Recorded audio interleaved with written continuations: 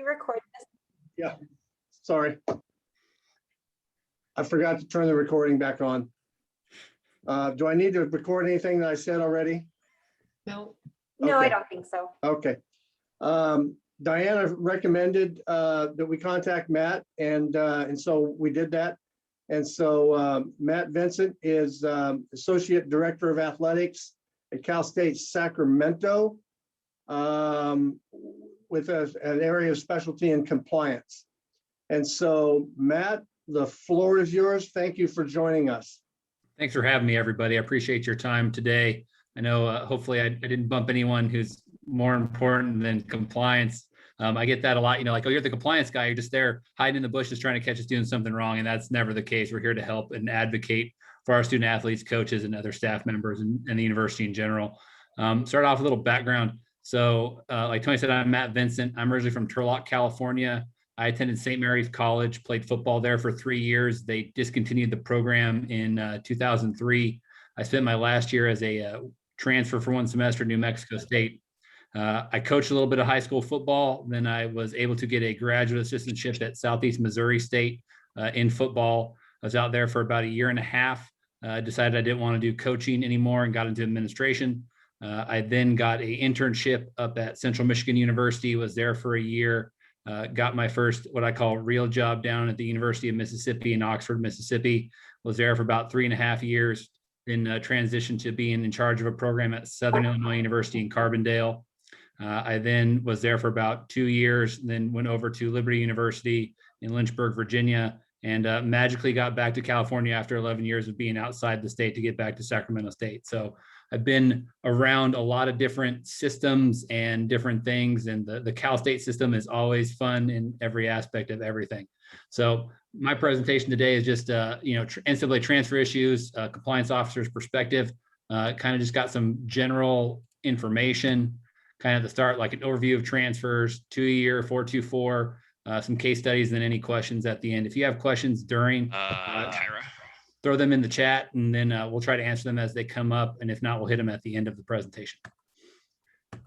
So overview, this may be kind of like redundant stuff, determining transfer status, types of transfers and requirements, 2-year and 424. 424, someone who goes to one university, goes to a 2-year college, and then comes to another 4-year institution.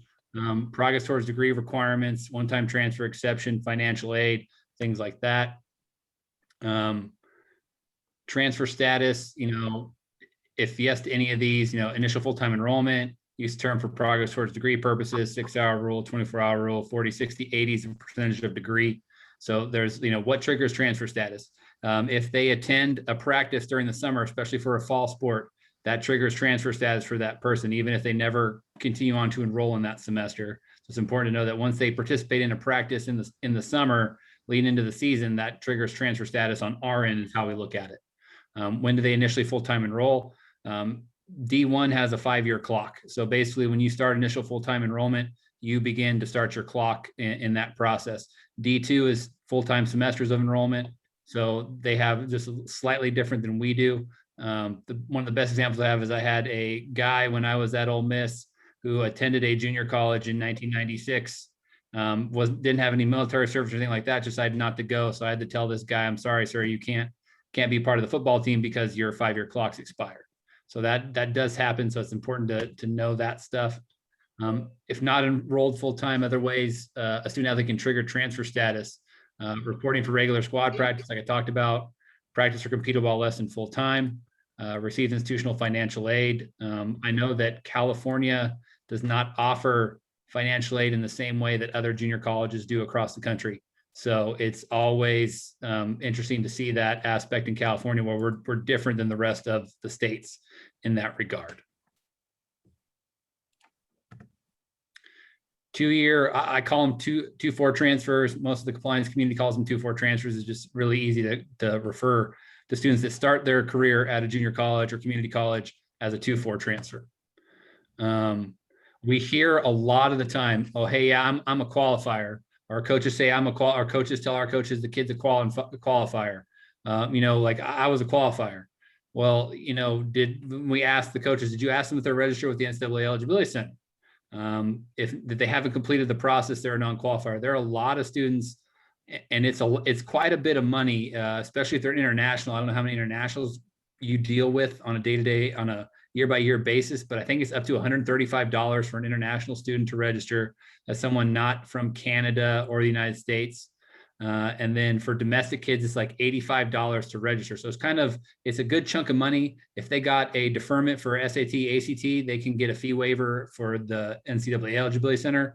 But if they come in and, they say they're qualifier and we look them up in the Eligibility Center, they're either not there or they show a no decision, we have to consider them a non-qualifier for NCAA purposes. That doesn't mean they can never become a qualifier. There are some students that, you see them with like a 2.3 or 2.2 or something that doesn't meet the requirements, but that's okay. If, maybe there's some transcript missing from one school or another, get that in, get their test scores in, they can be a qualifier. The last 2 years have been really interesting with the COVID waivers. The NCAA basically said, hey, students they just need 16 core courses with a 2.3. If for some reason, I think it would be freshmen this year during their last year of high school, if they got a credit for their grades, the NCAA will count that to help them, but it won't hurt their GPA. So that's huge that happens. So it's never a bad thing if those students think there's a chance to get them to send their information to the Eligibility Center to see if they're a qualifier, because that makes the standards a little bit easier for them to get admitted. So I got the qualifier, non-qualifier, academic redshirt. Is the academic redshirt was, I think, the old Prop 45s used to be. Fresno State did a lot of those where they get those guys in that weren't qualifiers elsewhere, but they could practice and get aid their first year. It's kind of what an academic redshirt is. So in order for a 2-4 transfer to get money, practice, and compete, if they're a qualifier, they have to have at least spent one full-time term at the 2-year, average of 12 transferable hours per full-time semester. So if they're there for 3 terms, it'd be 36. 48, which if you look over at the qualifier, the non-qualifier piece, there's 48 transferable semester hours needed and a 2.5 GPA. So probably about 4 years ago now, they increased that GPA up to a 2.5. It used to be a 2.0. That's going to be a little bit further down the slides for the non-qualifiers about what they can do to practice in competition. One of the recent changes, which I think was great, was that qualifiers used to be strictly held to that qualifier standard. So as you can imagine, you have a qualifier who's been in school for 4 full-time semesters, and they're not quite at that 48 for NCAA, or they don't meet that 12 hours of transferable credit. That holds them up, but they can also use this non-qualifier standard as well to get there. So 6 hours of transferable English, 3 hours or 4. I don't know how many quarter schools I have on here, but it's 4 quarter units of math or quantitative reasoning. That's a new piece. Talking with Tony earlier this week sparked my memory on that they changed it to quantitative reasoning. So if a school accepts quantitative reasoning, that can fulfill a math requirement. I know that's huge for us at Sac State, huge for the Cal State system. It's just something that makes it easier for students to have completed a college level math to actually use that college level math, even though it's not directly listed as a college level math. And of course, they have 3. Yeah. I'm sorry. I was going to say we have a question in the chat that can we access the NCAA Eligibility Center to determine if they are a qualifier? You would have to go through their account. They'd have to log in there. I don't think there is a place for 2-year administrators to go in and look at that information. It's pretty much locked up to 4-year colleges and access there.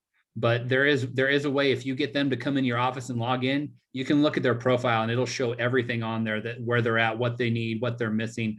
I can tell everybody that the NCAA is much better at that stuff, about looking at things and asking for things than they used to be in the past. So it's kind of refreshing, but they should be able to, if they have an account, they should be able to log in and you should see what their status is in there. It's a good question. I think there's one more here, but I'm not sure it's related to Eligibility Center, but any chance that a D1 student that has 6 full-time terms take units in summer to meet progress towards degree? It's interesting. Like I've learned this in the past couple of years working with Paul Edwards and the Student Athlete Resource Center about the kids that have more units. For example, like they've taken 3 years at a 2-year school. The CSU only accepts a certain amount of credit. They'd have to probably take stuff through the CSU to get there, to get that course taken care of. English 101. No, it has to be like English 101 and English 102. Has to be like 2 actual courses of English to meet that English requirement right now. Okay, another question in the chat. Many students will not be taking the SAT, ACT. What would be the process to obtain a fee waiver if they didn't go through the SAT, ACT waiver process? I'm actually not sure on that. The thing would be just to have them apply for a fee waiver through the NCAA and see what information NCAA requests. Even if they haven't taken an ACT or SAT score, the NCAA has a process to figure that piece out. I'm not quite sure what it is, because I actually have not had that question in quite a while about needing a fee waiver. Or it's interesting, some people will file a fee waiver to be able to take an official visit, but we don't have official visits, and then they end up paying in the end. So I would just have them apply through the NCAA, because there's a way, like when they sign up, there's a way to request a fee waiver, and I imagine that option's still there. Okay, I'm going to take one more question here, and then I'm going to let you proceed with your presentation for a bit before we lose an opportunity to do that. How does the CSU/NCAA look at transferable support English courses to meet the 6 units? Like, AB 705 in California community colleges we have an English 101, and they also have a support course that goes with it. Will that meet the 6 unit English requirement? Yeah, the support course won't. The NCAA views that as remedial. So it has to be 2 true units of English 101, English 102, or whatever what equivalent to an English would be for that to count. The summer hours, I covered the summer hours a little bit later in the presentation about what they can, how many they can use, how many they can take.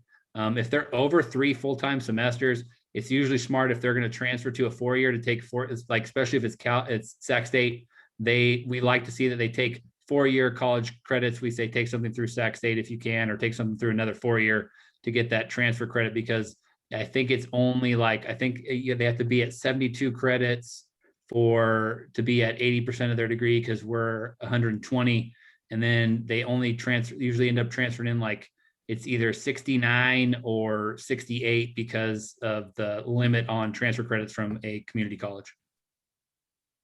So some good questions there. The science piece is always fun. Because it has to be a transferable science. That's where sometimes it gets held up. Sac State has a wide variety of sciences, which is nice. Some other institutions I've worked at don't have a very wide breadth of what they accept as a transfer science. Qualifiers automatically earn practice and aid in their first when they get here, if they transfer in without meeting the other requirements. For a non-qualifier academic redshirt, the GPA, the only difference is the GPA changes to a 2.0.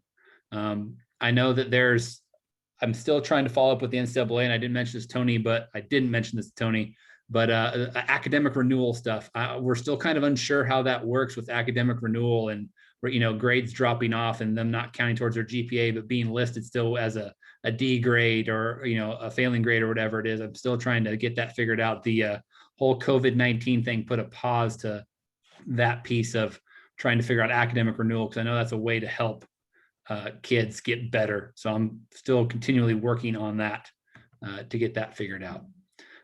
Other requirements, limit of 2 physical education activity courses, excess hours removed from transfer total and GPA calculation, academic renewal. Right now, this doesn't help. Again, still working on that piece. I think that's going to be a huge piece. We can figure that out for not just California 4-year colleges, but 4-year colleges across the country, because I know other places have seen that as well. Qualifier that doesn't meet the qualifier requirements can use the non-qualifier requirements to be eligible. I have to give a big shout out to all you, and especially Tony, for letting me know that the reason they take so many physical education courses is because it's the liability piece. That's really hard. And I know our kids have to pay their own way through the system. So that makes it hard too on them having to try to take more classes. So that it's just interesting that I don't think many people in the membership know that that's the reason that California kids have a lot of physical education coursework, is that so they can continue to play the sport they like to play. Multiple 2-year colleges. I have not seen this too much recently, but it does have a tendency to happen. Terms of residence that all 2-year colleges may be combined in order to satisfy the res requirement. So they spend 2 years at MJC, then they go to one semester at Merced College. You can combine all those semesters to meet that requirement. All grades and all course credits that are transferable have to be used for eligibility. We're kind of like the NCAA in the aspect we like to see each transcript from each school because things change across campuses. So I want to make sure that the courses come over as the same thing by having the official transcripts, or at least a good unofficial copy. At least 25% of the credit hours used to meet the degree requirements must be earned at the school that awards the degree. That's really just 12 credit hours if it's someone who has to be there for 4 full-time semesters. What happens if all the requirements aren't met and they transfer? They have to serve a year in residence. So it's just, if they don't meet those requirements, and I can tell y'all, we've had some kids come in that we had no clue about, that no one informed us about, that walk on, and all of a sudden we're doing evals on them transfer wise to see if they can meet the requirements. And once they're on campus and they don't meet the requirements, that's when it gets really hard to go back and say, yeah, they can go back to somewhere and finish. They can't because they've already triggered transfer status because they're enrolled at the 4-year. The physical education coursework, the only exception to that right now is if they're a physical education major, then they can use more of that coursework to help them. Besides that, we try to get them, hey, like a lot of kids, hey, Matt, I have a 2.7, like why, I'm looking at my transcript, I have a 2.7. Well, NCAA says we can only count 2 credits of physical education coursework.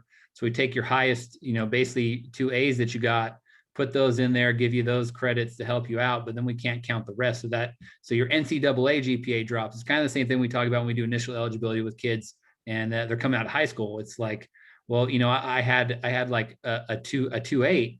Well, we can't use your art class. We can't use that. It's a little bit different coming from a junior college to a 2 to a 4. So that's a little bit more helpful.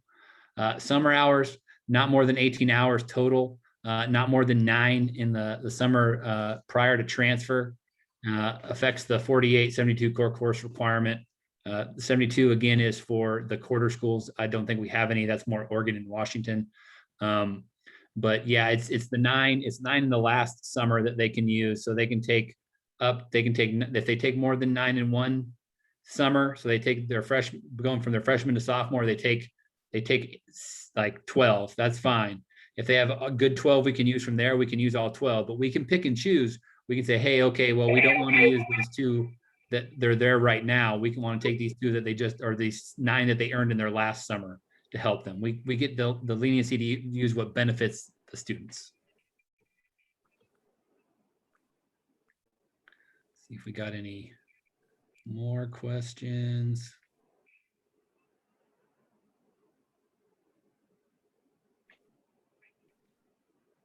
Okay. Yeah, that's I see that Chris Jeffries put at our school, the support course is not even degree applicable. And that's another thing. If it's not degree applicable, it's probably not going to be transferable to wherever it's going to go. So, all right. Moving along, 424s. I call these drop downs still in a way because sometimes usually they're like FBS to somewhere to come back, or just they're transferring from one 4-year to another, to a 2-year to a 4-year. This is kind of like the graphic breakdown. They go to the first 4-year institution, they come to the 2-year. The key thing for them when they're at the 2-year is they need to graduate. They need to average 12 hours per term of attendance at the 2-year college. That's the key thing. It's not from when they were at the 4-year or however long they're at the 4-year. It's just when they're at the 2-year school, we need to make sure they're averaging 12. They have a 2.5 and they're held to the 2 PE courses as well. The 1 calendar year from the first 4-year prior to competition. This happens a lot in the sport of football, where you'll have kids come in the spring who've been a 4.24 transfer. And that's fine because we're not competing in football in the spring, even though some schools are this year due to a delay from COVID for the fall. But usually they serve their year in residence. It's 1 calendar year from when they left the school. So it usually ends up being pretty simple and straightforward because they've enrolled that previous fall. So they're once you get to the end of the spring term, they're eligible under that and they meet that. And that's the only piece that they can meet while enrolled at another 4-year school is the 1-year count.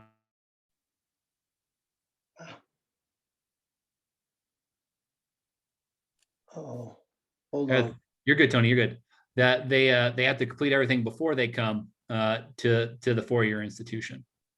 Remedial English, math, and natural physical science courses may not be used to satisfy the requirements. The student may use transferable English, math, and natural physical science credits earned while enrolled at the previous school. So if they got a math from their first 4 year, or they got a science or something else, that could be used to help too if they're a non-qualifier academic redshirt, because they fall into that category similar to a regular, what I call a regular 2-4 transfer, where they have to have 6 hours of transferable math, the 3 hours of math or quantitative reasoning, and 3 hours of science in order to be eligible. So they have to meet that, but the remedial stuff doesn't work. I can tell you from my time, my 13 years in this, in the NCAA business side of it, that I mean, I've seen, intermediate algebra, beginning algebra, and then it's like, okay, when did this student take college algebra? Well, they haven't taken it. Well, they don't have a college level math, but they took intermediate algebra. Well, that doesn't count. And then again, it goes back to what schools take as countable math. 99% of schools, they want a college algebra class for that math requirement. Again, the quantitative reasoning piece is brand new. That took effect in 2019. So that's still pretty new. And I know we've used it a couple of times at Sac State to get people meet that requirement for 2-4 transfers. So it's getting good. The calendar time lapse is huge. When they leave the last school, when they're eligible that way, average of 12 credit hours must be earned at the tier institution. Part-time hours must transfer back. That's the key thing. Is the NCAA is still basically like, if they take something from another school and they need it to come back, that has to show up on the 2-year transcript as well, which I know they've been trying to change that requirement, but it still has to come back onto that transcript. Again, different for qualifiers and non-qualifiers. Mid-year transfers in baseball and basketball are not eligible for competition immediately. Baseball is one of those interesting ones where they can't get well over the fall. So if they're ineligible at the end of spring, they're basically, and they're here at Sac State, they're ineligible for the entire year. They can't get well. And 2-4 transfers can't come in and be immediately eligible for competition, but incoming freshmen can, which is still kind of interesting. Progress towards degree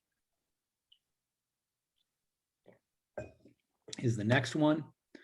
So this is, I know there's not much detail on this, but it's basically talking about like how many semesters they've been enrolled full time. So you get the one semester they need to pass at least, and this is across NCAA, 6 hours, 2 full-time semesters, 24 hours, 3 semesters, 30 semester hours, and then 4 is 6 hours and percentage. Because once they start their 3rd year of full-time enrollment, they have to be at 40% of their degree. I have a friend who works at a school in Texas, and all their degrees are 128 credit hours. So her percentages sound like they're really fun. I love the 120s because I've almost got that down to a science. It's 48, 72, and 96 for what they need to meet. And it's always key that they have that at least past 6 hours and are meeting that percentage of degree requirement. 6 semester hours of academic credit in the previous term. They have to designate a degree. It's always interesting. Like, a lot of kids want to come in like, I want to be a science major. I want to be a business major. Well, sometimes the credits that come in, it's hard for our staff to get people into sometimes the degrees they want to be in. They have to be in one to be eligible.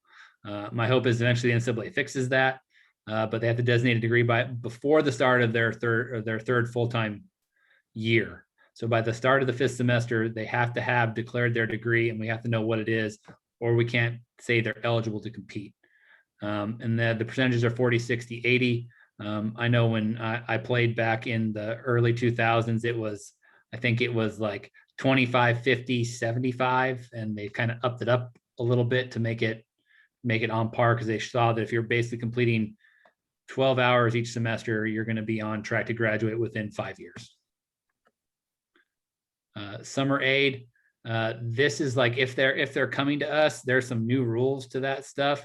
We can give most 4 years can give money for student athletes to attend during the summer. The new rule is that if summer coursework is being used, it can't be used to complete transfer requirements, but it can be used for percentage of degree. So right now we can have someone who maybe isn't meeting that, they've been at a 2-year school for 3 years, so 6 full-time semesters. They need to be at that 72 out of 120, need to be at 60%. Say they're short. Well, now any school in the country can pay for that because they need to meet percentage of degree requirements at the next school. But it can't be used for them to pass a math class to go back and be eligible because they didn't pass the math at the 2-year school.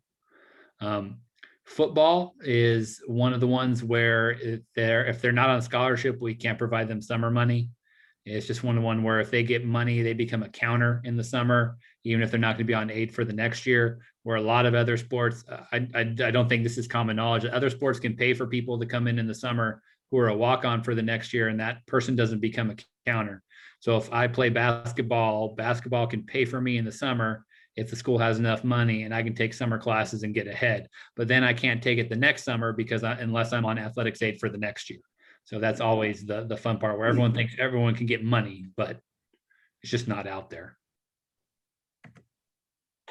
Matt, there's a question in the chat that might be applicable here. Okay.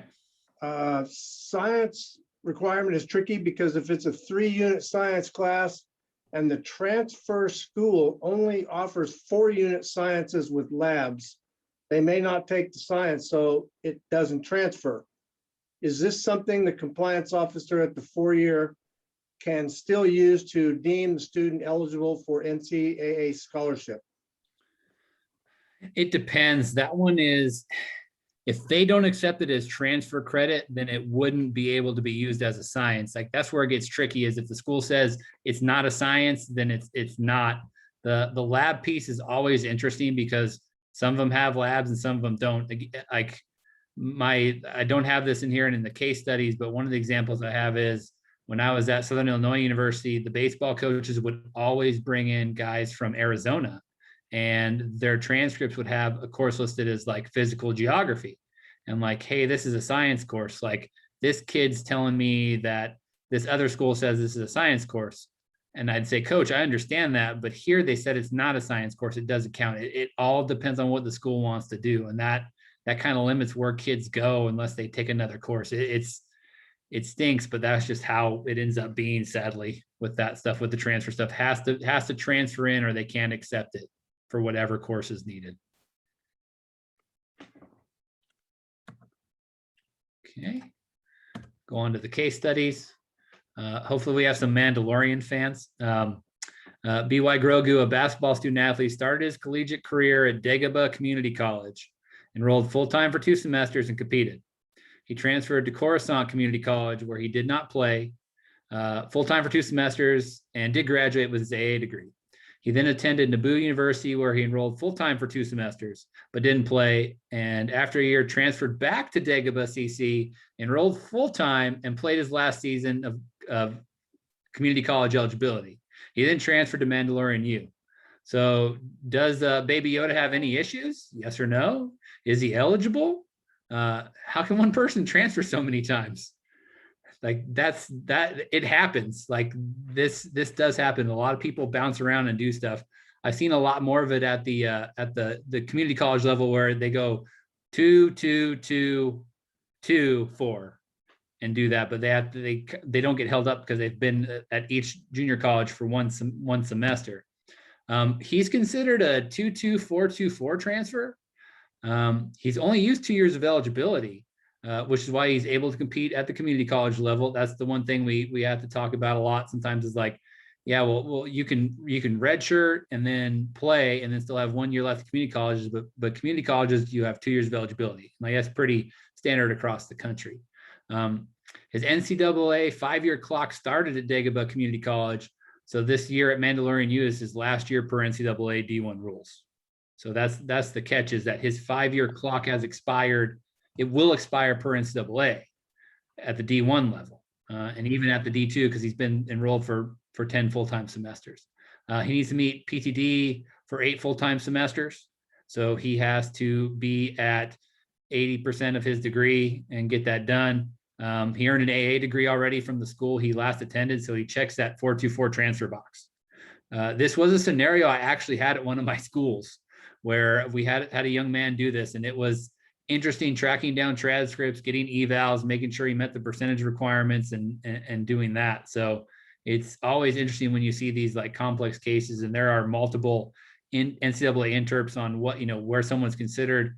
Because if he was a 4.2, 4.4, that changes things. It just depends on what happened. Him getting his degree was pretty big because he needed to have that done. That was my main concern, was like, oh my gosh, this dude, like, he already got his community college degree and then went back and played. Is he going to be eligible? And he was. So that one was fun. So Thor, non-qualifier out of high school, attended Asgard Community College. He attended ACC for 4 full-time semesters. He passed 6 hours of English, 3 hours of physical science, and 3 hours remedial math. He has 51 transferable hours of credit. He graduated with his AA and has a 2.5. He transfers to Sakar U. His friend Hulk is there, so he's like super excited to see his buddy. And on the first day of classes in spring 21, the academic staff at that university realized that he does not have the required 3 hours of math. Luckily, Thor has not attended classes yet. He goes back to Asgard CC to complete a transferable math course and enrolls in fall 2021.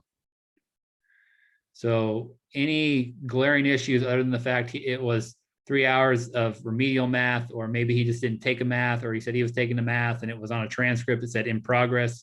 So everyone assumed he was taking a math. That's where you get caught up, is that the remedial math doesn't meet that math requirement. They're short the 3 hours. Back in now it's easier. He wouldn't have triggered transfer status because he didn't attend classes. Back when I ran into this issue, it was if you physically set foot on campus, you trigger transfer status. So he could have been there as long as he didn't attend classes. He's fine. He can go back and complete the requirements. He's going to be over his PTD, which is good. He's at 51. He did pass at least 6 credit hours in his last full-time semester. So it's now a little bit easier to not trigger transfer status and get to go back, which is nice, but it's always tough when they trigger that and you can't, they're there and they have to serve a year in residence. So again, that was a fun scenario that we had to work through really quickly because that young man was physically in town, but not physically on campus at the time. Bones has attended Starfleet Community College for 6 full-time semesters. He took a redshirt year during his first season because the team had too many players. He played for 2 seasons and now he wants to transfer to Enterprise U. Bones was a non-qualifier per the NCAA, but has met all the requirements to practice, compete, and receive aid in the first year at Enterprise U. Bones has 76 transferable credits from SEC. So he has been told that he should meet all NCAA PTD requirements in Enterprise U. His counselor later calls Enterprise U to see if he has an NCAA evaluation, as that is different than the one for admissions. That's where people get mixed up, is like there's admissions evaluations, there's NCAA stuff, and the same thing goes for incoming freshmen, kids from high school. It's the same type of thing. Finds out that Enterprise U only takes 69 transferable credits from community colleges max. So he is considered a 2-4 transfer. He meets all the requirements, which is good. Only takes 69 credits from the community college. So he needs to be at 72% of his degree in order to be eligible. If he doesn't take credits at a 4-year, and if he pays on his own, or they now with the new rule he can pay, the Enterprise U can pay for it, he would be ineligible, and he has to complete that before he enrolls and gets that done, so it's taken care of. Always have to follow institutional guidelines. Like that's the one thing, is that each institution I've worked at has been different in many aspects of everything. They all have some similarities, but a lot of them were different. One of the places I worked back east, they would take courses, they would transfer in as like Math 100, and it would be a general elective class, but it transferred in as a math. So I had to contact the NCAA and be like, hey, is this considered a math? And they're like, yeah, it says math on, right? I'm like, yeah, here's what it looks like. Like, yeah, that's a math class. Even if it goes into a general elective, yes. All right, they got their transferable math. They still had to take a math at that university, but they were able to use that other math to meet the transfer requirements. So again, each school's different, everywhere is different.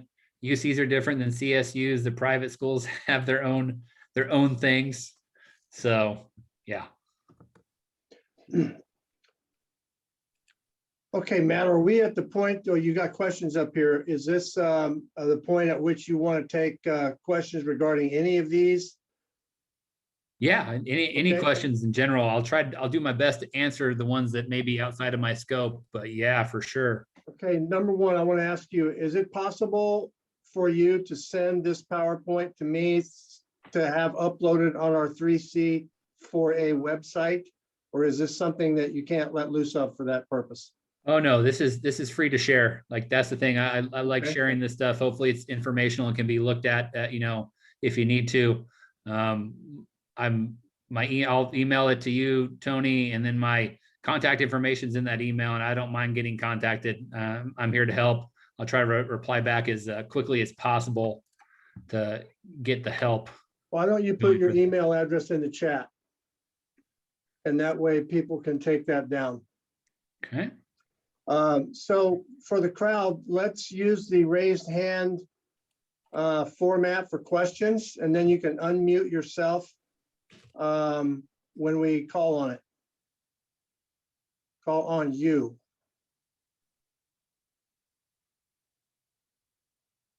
Albert Loiza, College of the Canyons. Hey, how's it going? Matt, thank you for being here. I have a question, case scenario, I guess, scenario about a 424 and potential waiver. So I have a young man who was here, graduated in 3 full-time semesters, took off to go play football, and his school played last fall, so it was, I guess, fall 20. A lot of different things, personal issues, and a lot to do with the pandemic and family stuff. Came home, back to COC where I'm at, and started taking classes this spring because he's also thinking about changing his major. Now he's being recruited, obviously, as a 424. He has an AA degree. He's got everything pretty much met other than that 1 year of residency because his D1 school played last fall. With the waivers, what's the likelihood that rule would be waived for, during the pandemic COVID era time, and from your knowledge or from anything Well, the next school could actually write a waiver to get him to be eligible, especially if he left for COVID reasons and things like that. The greatest example I have is there was a guy, the Alabama quarterback. Remember the guy before Tagovailoa? Like he literally quit in the middle of the season, went to a junior college, then got picked up by, I can't remember, I want to say it was like USF or UCF or something like that. Okay. They wrote a waiver and got him eligible right away after, because he left in the middle of the season. So it's like from 1 year when you left, but he got it done where he was able to get a waiver. The next school wrote him one. And if his circumstances are the fact that, he had to come back because of what was going on with his family and things like that, and there's documentation of that, I mean, it should be pretty, the next school should have a good chance of getting that young man a waiver to do that. But they're pretty lenient as long as you have the documentation. Like that's the one thing that coaches, like it's hard, especially with younger coaches. We're like, hey Matt, just write a waiver. It's just like, okay, like I need the documentation. What do you mean? Like you should submit this like today. And it's like, no, like I need at least two full working days to write a good waiver and collect enough documentation. Because without the documentation, the NCAA just throws those things away. Gotcha. And that's what I let him know. Obviously he's worried about it. So I appreciate that, your input, and I'll pass it along to him. Thanks, Matt. Yeah, glad to help. So Matt, I'll call on myself next. Statewide in the CSU system, do compliance officers or compliance ADs, do you guys meet to try to form some sort of consistency or consensus as to how you will handle common issues throughout the system, so that if not, that would certainly be helpful to us, without question, because we get one answer from one compliance officer, the other one sees it totally differently. Yeah, Tony, that's just compliance across the country. I'm lucky enough to have been in the business long enough and been so many different places. but I've met so many different people that I have contacts across the country. And it really comes down to how comfortable one, the compliance person is with institutional rules and how they apply and how they see things NCAA wise. Because the biggest thing, my job is to defend what we're doing and show people that we're doing it correctly. It's someone sees something, thinks it's wrong. Well, someone says, well, hey, Matt, how you doing this? Here's exactly how I'm doing this, and lay it out for them. And they realize, hey, that's fine. But Tony, there's no real consensus. It's just trying to work with each other to figure stuff out. We're a little bit better than coaches because we're competitive, but we're not like, oh my gosh, I don't want Davis to succeed here. It's just trying to get to a point where all of us are on the same page. But it's even within the 23 schools of the CSU system, everyone is so different. I've been trying to pull some CSU friends to find out information, and some of them reply. And I mean, the stuff they do is almost, some of it's completely different than what we do at Sac State. So it's interesting to see, but there's some consensus, but not complete, because each institution kind of makes you channel the NCAA rules in a certain way. Okay, I see a hand up for Sheehan Casey at Ventura College. Albert, your hand is still up. Do you still have another question, or? No, I'm just lazy. I'll pull it down. Waving us. Okay, Sheehan, go ahead. Thanks again, Matt. Sheehan here from Ventura College. My question's on progress towards degree. I assume the answer is no, but are there going to be any adjustments to those percentages for the students that we know are coming back for a third year, a fourth year? And just a follow-up, just to confirm, students who compete under 12 units, that would still count as a season of competition and as a full-time semester towards progress towards degree, correct? Because here at Ventura, we opted into our spring sports, and we have many students who at the 3C2A level only need 9 to be eligible to compete.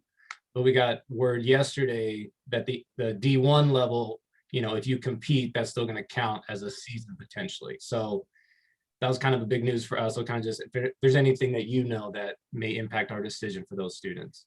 I don't know about the if it counts as a full-time semester. Did they start out in 12? Like that's where it gets tricky. I had a case one time where a young man, like he was a non-qualifier. He was short of the 4 full-time semesters or 3 full-time semesters. And come to find out that at the start of his last semester, he was actually full-time and then dropped a class. Because he dropped the class before the census date, it was wiped from his transcript. But when he first attended, it was full-time. So normally a part-time semester doesn't count towards PTD.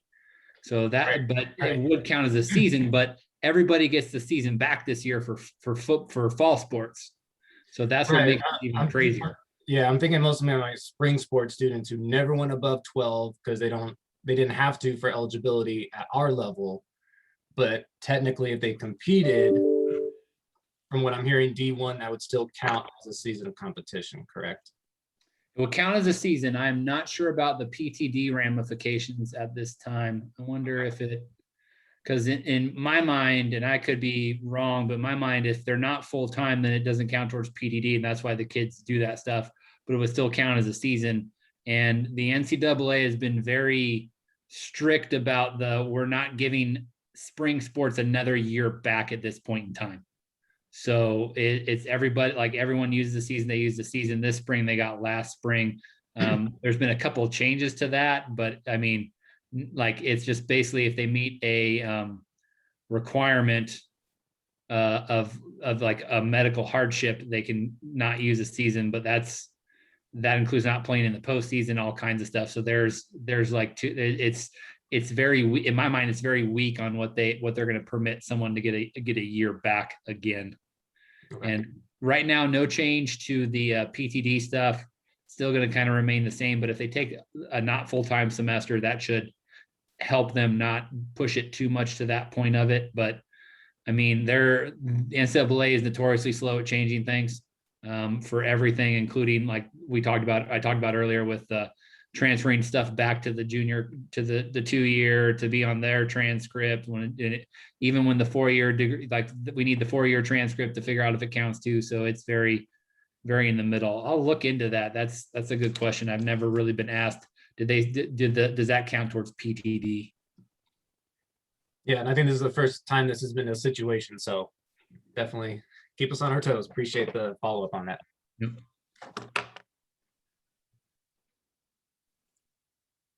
Okay, see, looks like there's one in the chat. Sorry if this was asked, but want to be clear, COVID waivers impact season competition, but not their clock, correct? Ooh, loaded question. So what the NCAA basically has said is that spring 20, those student athletes got a year back. Fall 20, winter 20 get a year back, and we can automatically apply a clock extension to those kids as well. So it pushes their 5-year clock, because what the NCAA thought as was using a full, they want everyone to have a full 4 seasons of competition.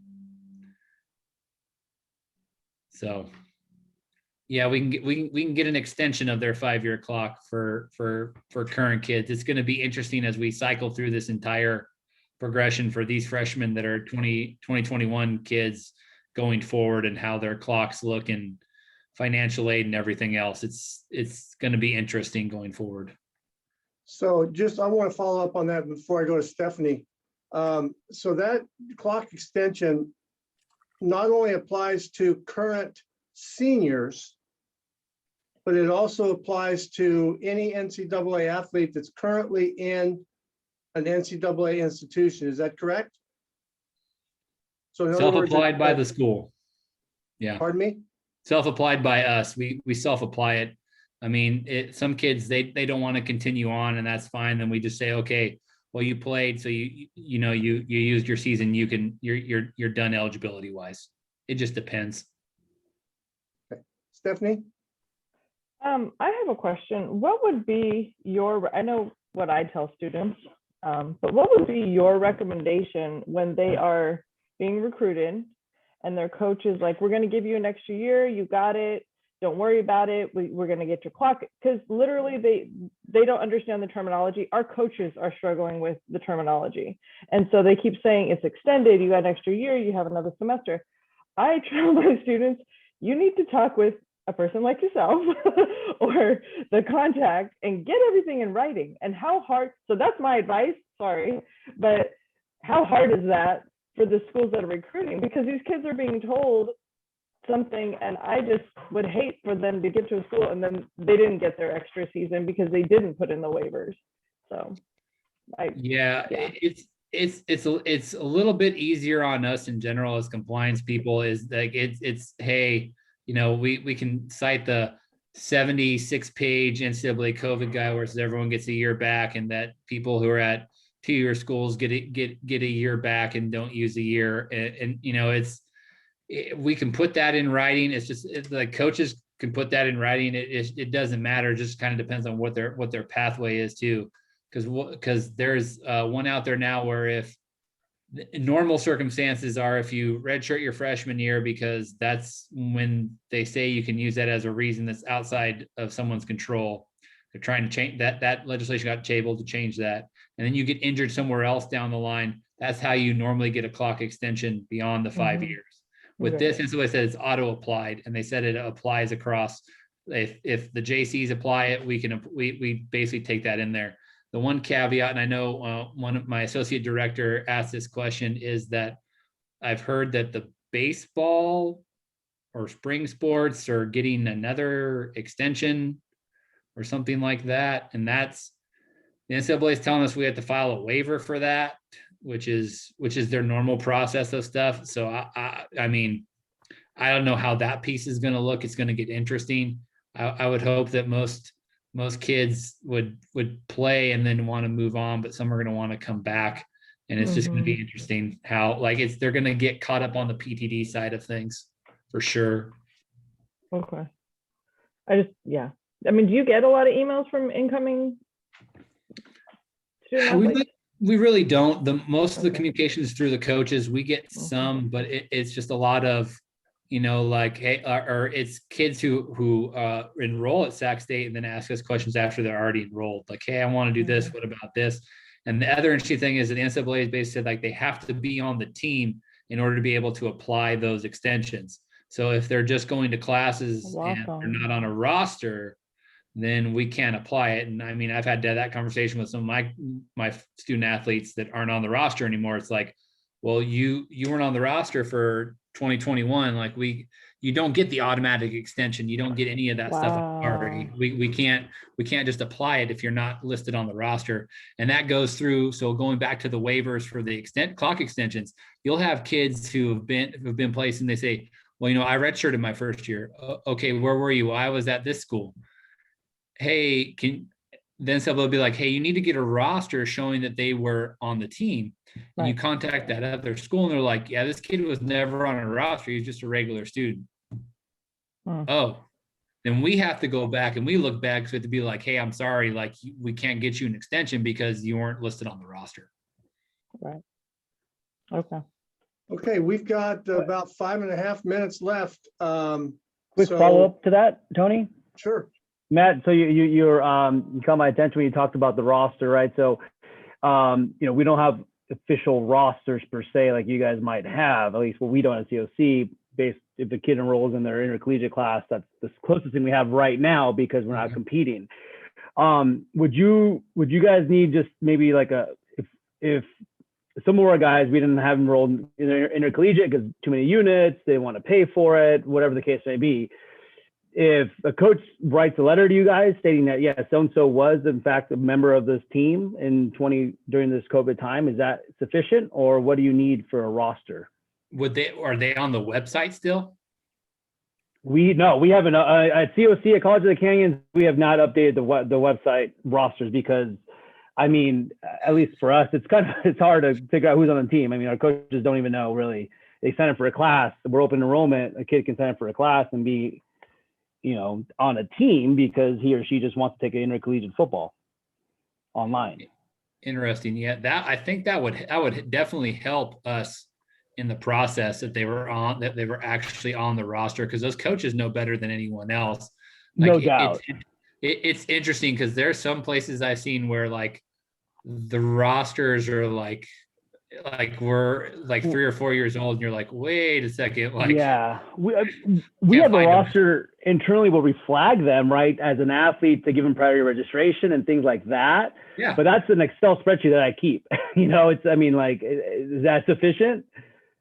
I guess I need maybe talk to our SID to maybe update the website. I don't know. I both. I think that's actually really good because it shows that you're tracking them and monitoring where they're going with that stuff. I think that's just as good as a letter from the coach or even the roster online. Because a lot of the times is like, we'll send stuff to administrators, be like, were they on the team? Yes or no. I mean, we get those kind of back and forth from that stuff too about like, were they on the team or were they not? But like, that information saying you guys are tracking on them, they're flagged like that. In my mind, that's huge because that shows that they are a student athlete that is being tracked to make sure they're meeting stuff to be eligible. Okay. All right. Good enough. Thank you. Appreciate the clarification. Hey, Ashley, why don't you ask your question? Okay, I'm gonna unmute myself here and apologize because my daughter's running around the house. But my question is, you mentioned those auto waivers, and so for a student who we didn't have a season, so like a basketball player who did not have a season, but they continue to enroll full time, and this is their second year, they want to return to compete a second year for us. Are they going to run into progress PTD rules if they can, because they have to be enrolled full time to compete in theory next season? Do you see what I'm asking? Potentially, yes, they will. They'll run into that because D1 looks at like, I can't remember what D2 is, but D1 is like when you start your third year, you have to be at 40% of your degree. That's why I know talking with the SARC here, that's where a lot of the transfers run into issues is that Sac State only takes up to a certain amount of transfer credits from a junior college. So they may have to, in basketball, if they're going to get a scholarship, the next school could pay for them to take that class if they needed to meet the percentage piece of it. So that's always key to remember that now D1 has that piece in there when we didn't have that before, because it used to be we couldn't pay for summer at all, even for progress towards degree, that percentage piece of it. So there's always a chance that they can get that percentage piece and get that paid for. So Okay, so my biggest concern, at least at this point, would be basketball, simply because of how the sport is split up over the 2 terms and not being able to part-time them. But they would have that summer term, and if the institution it's up to the institution ultimately if they wanted to cover that to get them to the correct percentage that they need. yeah, and there's some schools that take all transfer credits from any institution. So it gets weird. It's just different across whatever school they're going to and what that school will accept towards their PTD. I know Sac State, that's where they've run into issues a lot with 2-4 transfers, is that they've been 3 years of full-time classes. Perfect. But with regard to their season, they would still have 2 seasons to compete once they transfer at the D1 level. Correct. Beautiful. Thank you. Mm-hmm. Okay, we are 1 minute at time, and I'm afraid if we took another question that we may get timed out in the middle of the answer. So I want to take this opportunity to thank Matt for his expertise, his willingness to join our organization, and service in the manner that he did. So I'm sure if you have further questions for him, he would accept your emails. He gave his email address and phone number. So I feel like we have a new resource that our community college folks can use in Matt Vincent. So Matt, thanks so much. Appreciate it. Thanks, everybody. Appreciate your time. We got questions, ask me. I'll do my best to get back to you in a timely fashion. And if you'll send me that PowerPoint, I'll get it posted on our 3C4A website. Yes, sir. Thank you, Matt, so much. This is Thank great. you, everybody. Anna. So helpful. Bye, everybody. Have a great day. Thank you. Bye.